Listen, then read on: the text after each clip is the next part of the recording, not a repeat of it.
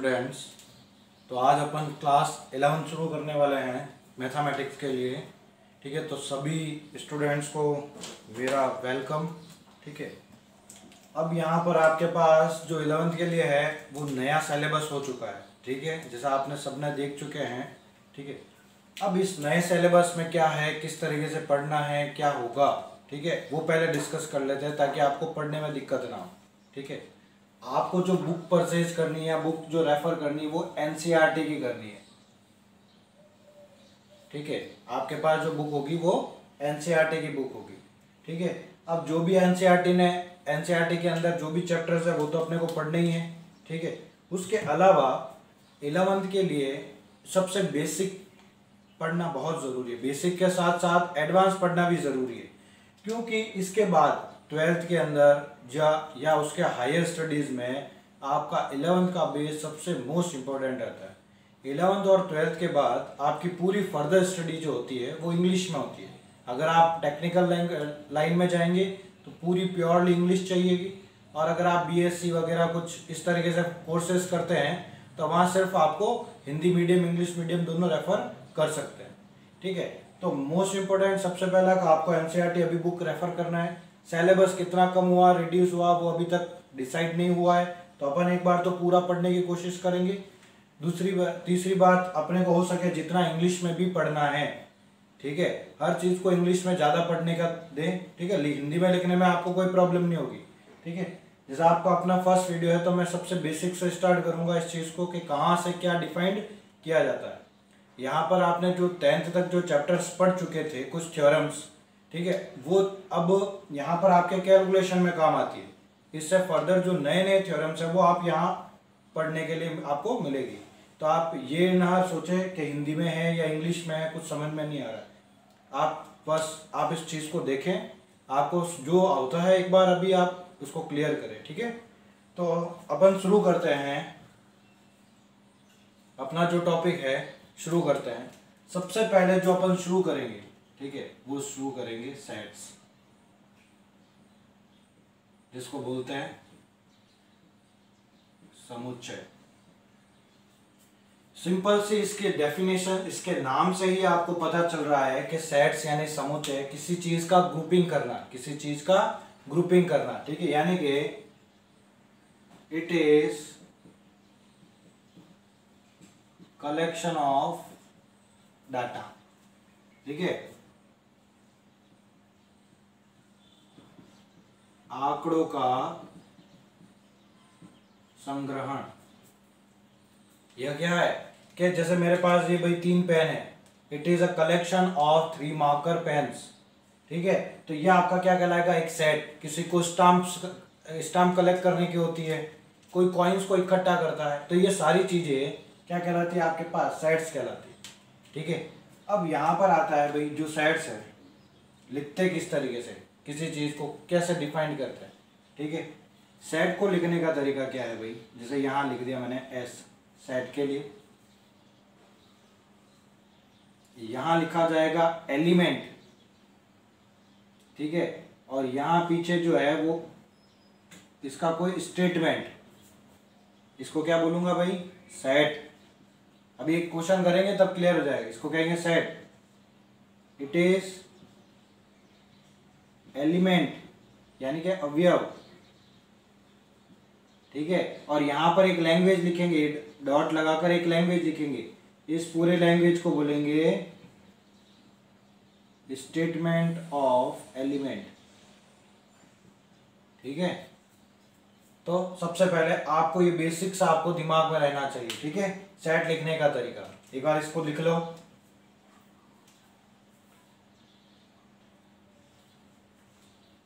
ठीक है, तो देखिए अपने एग्जाम्पल पर मैंने एक एग्जाम्पल लिखा आपके पास, which are the following of set justify your answer.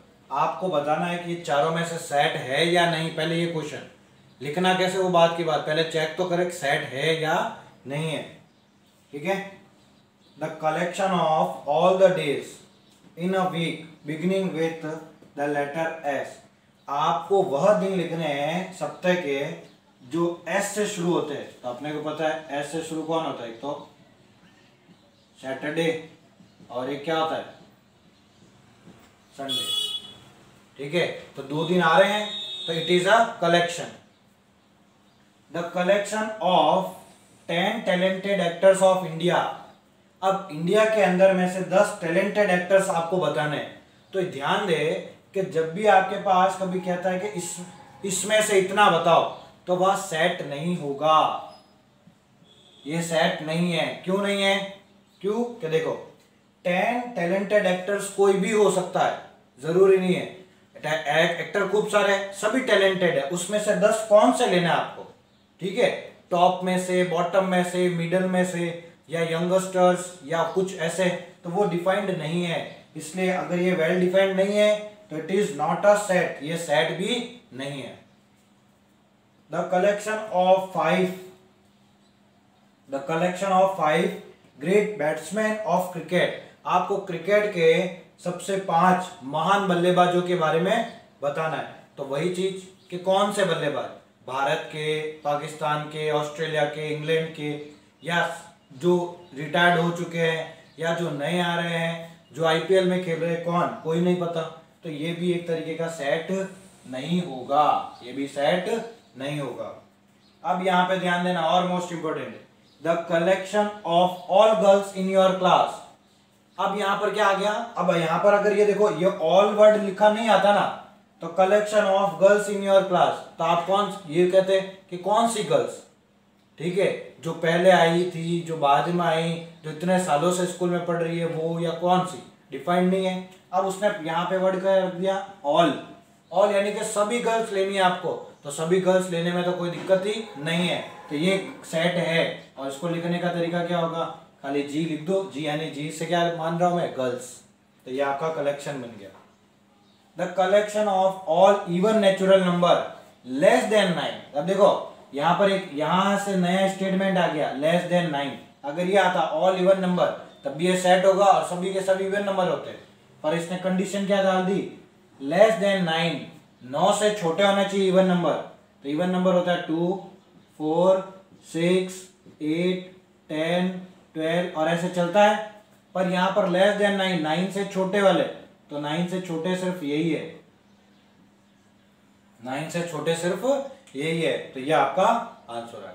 अब ये जो आपको बात समझ में आ गई, ऑल वाला, ठीक है, में से कितने कितने लोगों का आपका सेट होगा या नहीं, ऐसे केसों में ऑल आता है तो सेट पूरा के पूरा होगा, कंडीशनल सेट होता है, और बाकी ये भी कंडीशनल सेट है।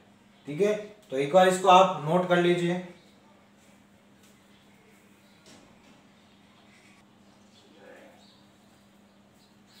देखिए नेक्स्ट टॉपिक की तरफ आते हैं। तो नेक्स्ट टॉपिक आपका डिस्क्रिप्शन ऑफ सेट, यानी कि समुच्चय का प्रारूप, यानी कि कोई समुच्चय आप किस तरीके से डिफाइन करोगे वो अपने को बताना है। ठीक है, तो ध्यान दें यहां पर, तो सेट को 2 तरीके से लिख सकते हैं अपन।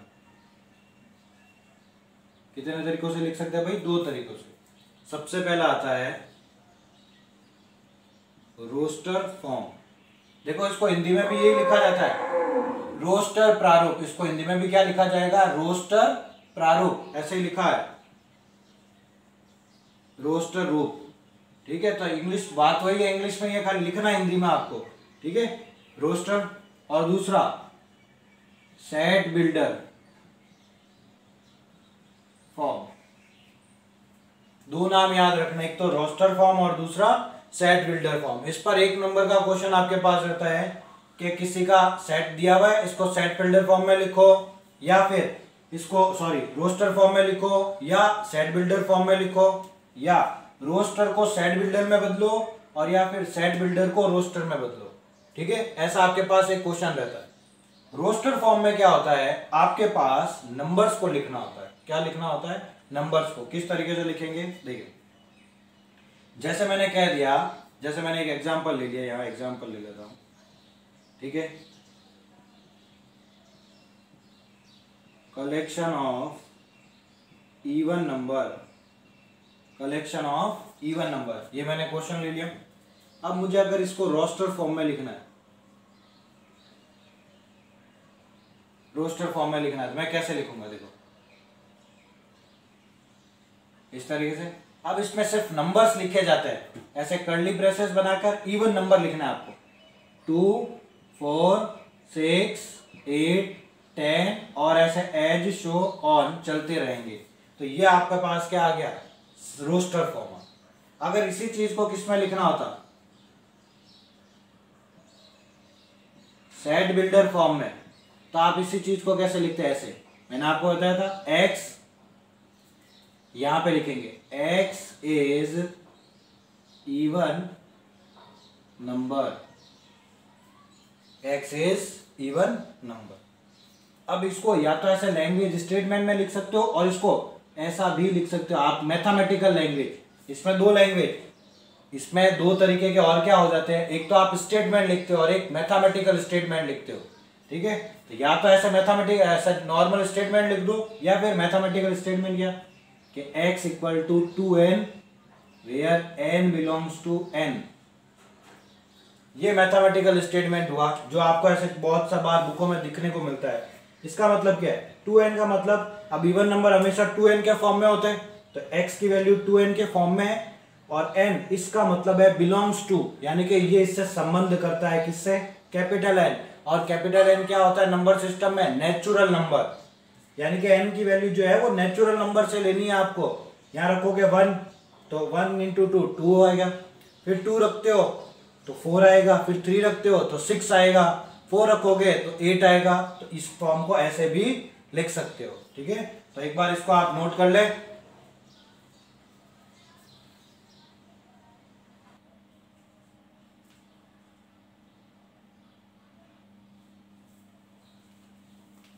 ठीक है, तो देखिए नेक्स्ट प्रॉब्लम पर आते हैं हम।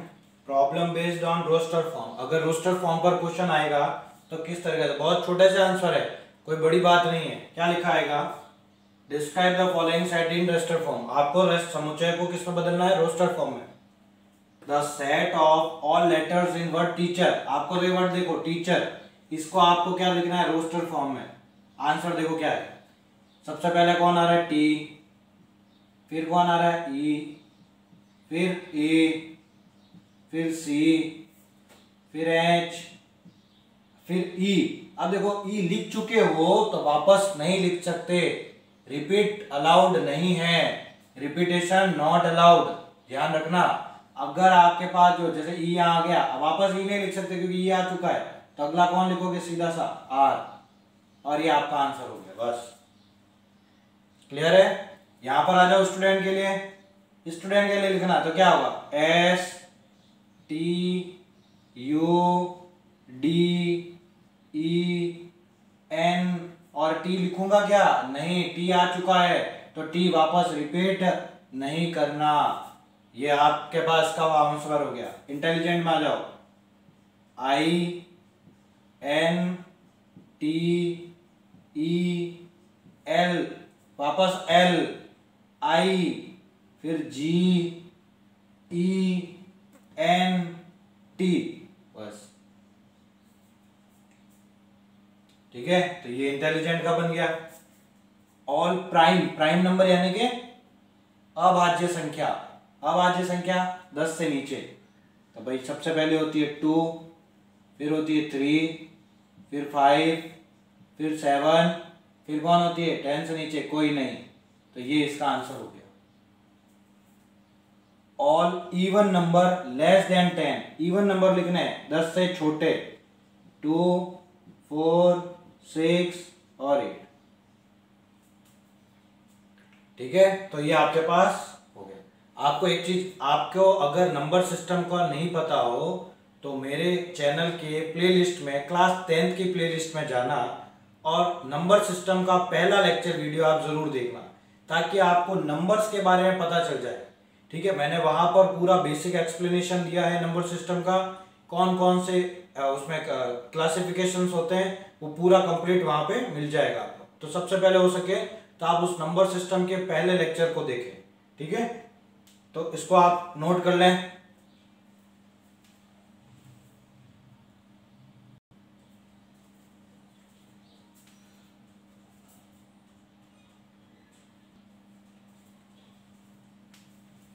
देखते हैं नेक्स्ट अपने पास problem based on set builder form. भाई describe the following set in set builder form.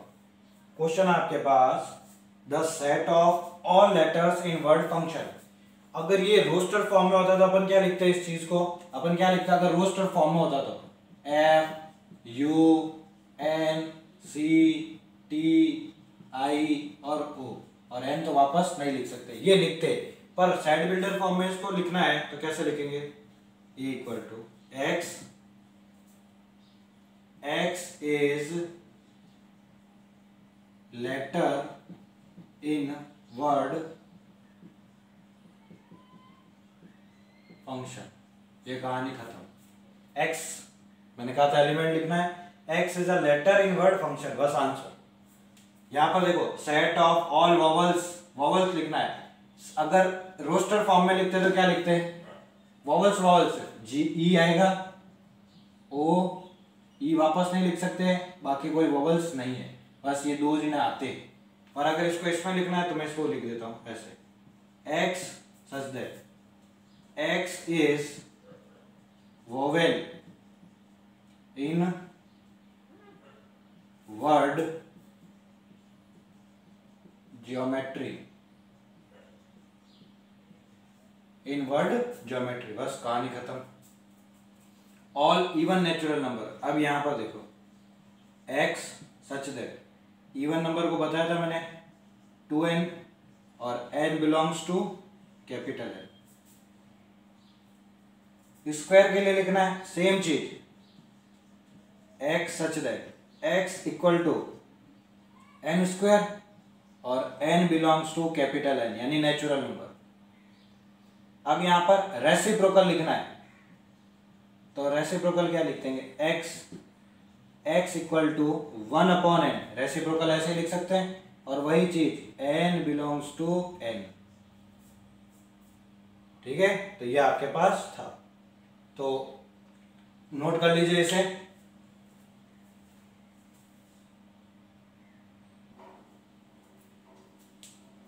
देखिए नेक्स्ट पर आते हैं, problem based on conversion from set builder to roster, यानी कि आपको सेट बिल्डर से किस पर बदलना है, रोस्टर फॉर्म में। ठीक है, तो देखते हैं। सिंपल सा आपके पास क्वेश्चन लिखा हुआ है, x is a vowel of the word mathematics. तो जब भी ऐसा वर्ड आता है सीधा सा अपना क्या बन जाएगा,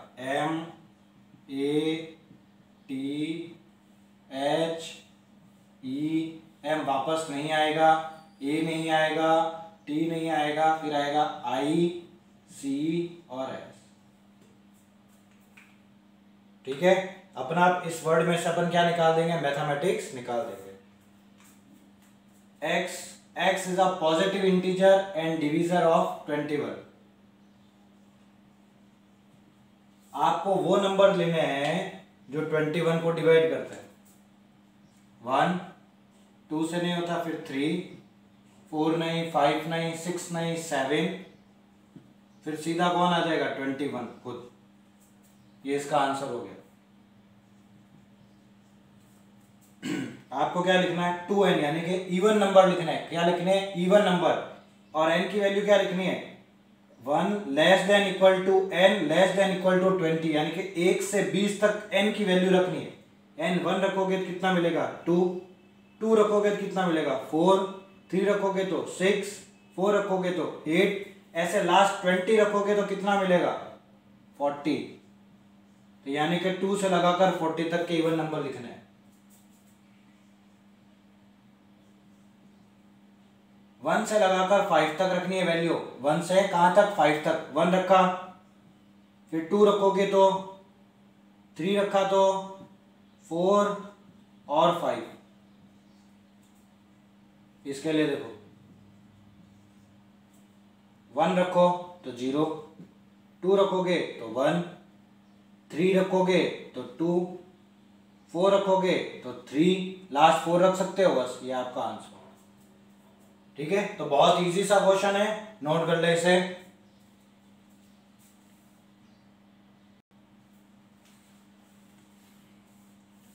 देखते हैं next, problem based on conversion from roster to set builder. अभी अपन ने सेट टू रोस्टर किया था, अब रोस्टर टू सेट करना है। आपके पास ये क्वेश्चन लिखा हुआ है, आपको इसको बदलना है। तो देखो कैसे बदलेंगे भाई, x इक्वल टू, आप देखो आपको क्या करें, 1, 1/2, 1/3, 1/4, 1/5, यानी कि रेसिप्रोकल लिखे हुए नंबर अगर सीधे लिखे आते 1 2 3 4 5 तो सीधा होता है, ये रेसिप्रोकल में लिखे हुए 1/n। और दूसरी बात यहां पर लास्ट से लास्ट n की वैल्यू क्या रख सकते हो, 5, तो आपको यहां ऐसे डिफाइन करना पड़ेगा, n की वैल्यू लास्ट क्या रख सकते हो, 5, और n क्या होना चाहिए, नेचुरल नंबर। ठीक है, इसको देखते हैं next, same x such that x equal, अब देखो यहां पर रेसिप्रोकल में लिखे हुए हैं पर सभी नंबर स्क्वायर वाले, 4 9 16 25 स्क्वायर वाले, तो 1/n²। अब यहां पर पीछे देखो डॉट डॉट लिखा हो, यानी कि सारी वैल्यू रखनी आगे से आगे तक, तो सिंपल ये लिमिट ना लिखकर क्या लिखेंगे, n belongs to n। Third part C पर आओ, इसको लिखो। अब अगर आपको लगता है प्रैक्टिस करना चाहते हो तो वीडियो को पॉज करके आप पहले अपने पास प्रैक्टिस के लिए लिखो, फिर मेरे यहाँ पर वापस वीडियो ऑन करके चेक करो, हो सके फिर करेक्शन कर लेना ताकि आपका इंप्रूवमेंट जल्दी होगा। ठीक है, फिर देखो यहाँ पर, अब देखो सभी जने 3 के टेबल वाले नंबर है। ठीक है, तो लिखने का तरीका क्या होगा, x such that x equal to 3n। अब यहाँ पर देखो n की वैल्यू कहां से आ रही है, 0 से। ठीक है, तो n क्या कह दोगे, greater than equal to 0, greater than equal to 0 कुछ भी रख सकते हो। ठीक है, यहां पर चाहो तो कुछ भी लिख दो इस, हाँ ठीक है, ग्रेटर देन इक्वल टू 0 और n बिलोंग्स टू, यहां पर क्या कहोगे, पॉजिटिव इंटीजर, i होता है इंटीजर। ठीक है, अरे यार सीधा सा कह दो, इंटीजर बोल दिया है तो आपने यहां पर, या फिर ऐसे कह दो n इज नॉन नेगेटिव, बस n की वैल्यू यहां पर नेगेटिव नहीं रखनी है, ये ध्यान रखना। d के लिए क्या है भाई, नंबर हो रहा है x such that x equal to, मैं इसको देखो ऐसे भी लिख सकता हूं n+3। अब देखो अगर मैं पहले n की वैल्यू 1 रखता हूं तो 4 मिलेगा, 2 रखता हूं तो 5, 9 कब मिलेगा, जब मैं लास्ट से लास्ट 6 रखूंगा। ये देखो 1 रखो यहाँ पे, 2 3 4 5 6 9 तक आ जाएगा। ठीक है, ई आ जाओ भाई। अब ई को क्या लिखते हैं, ठीक है, यहां पर सिंपल सा क्या लिखा हुआ, 0। अब चाहो तो क्या लिख सकते हो, बस यहां पर x such that x is 0, बस कहानी खत्म। f के लिए देखो, ठीक है, और चाहो तो अगर ऐसे नहीं, आप इक्वल टू, ऐसे इक्वल टू 0 लिख दो डायरेक्टली, बस ये भी लिख सकते हो। ठीक है, f के लिए लिखो क्या, स्क्वायर वाले नंबर है 100 तक, तो x equal to n square लिखेंगे, और नंबर कहां से कहां तक, 100 कब आता है लास्ट, 10 का स्क्वायर, और 1 कब मिलेगा, 1 का स्क्वायर, तो 1 से 10 तक, और n की वैल्यू क्या होगी, n belongs to n। g के लिए लिखो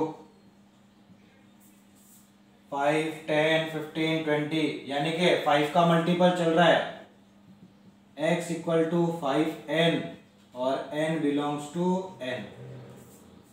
h के लिए लिखो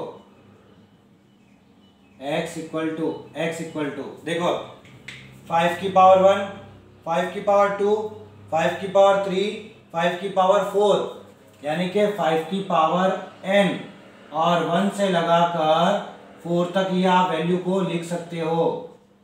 कितनी वैल्यू ली, 1 2 3 और 4, तो 1 से 4 तक, तो ये आपके पास का आंसर था। ठीक है, तो इसको भी आप नोट कर लें। आपको लेक्चर समझ में आया होगा, नहीं आता है तो आप कमेंट सेक्शन में या मेरे टेलीग्राम चैनल पर आप मुझे मैसेज कर सकते हैं, या मेरे पर्सनल नंबर से भी आप मैसेज कर सकते हैं, ताकि मुझे पता चले कि भाई आपको किस तरीके से प्रॉब्लम आ रही है, तो मैं उस प्रॉब्लम को नेक्स्ट वीडियो में या आपको पर्सनली किसी भी तरीके से आपको उस प्रॉब्लम को मैं सॉल्व कर सकूं। ठीक है, थैंक यू।